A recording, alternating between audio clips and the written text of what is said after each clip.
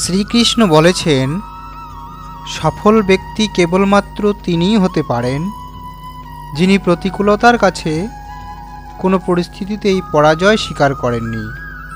সুখের একমাত্র চাবিকাঠি হল নিজের কামনা ও বাসনার প্রতি নিয়ন্ত্রণ।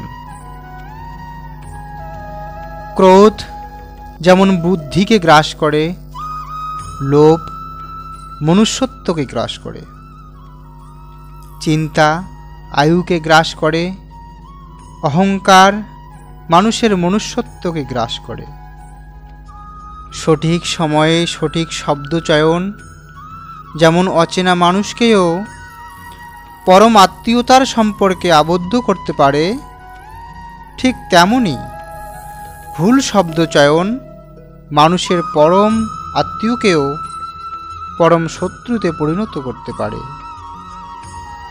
সমস্যা মানেই জীবনে থেমে যাওয়া নয়, সমস্যার অর্থ হল নতুন কিছু শিখে সমাধানের পথ খুঁজে বের করা।